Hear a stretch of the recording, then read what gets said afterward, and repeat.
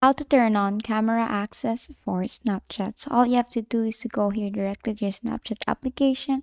And as you can see, there's a note here that says, oops, Snapchat is a camera app. So to continue, you'll need to allow camera access in settings. So here you'll see open settings. You can just directly tap on that and you'll be directed to settings. Or the other way for that is you can go here to your settings and then scroll all the way down up until you see the Snapchat application and click on that.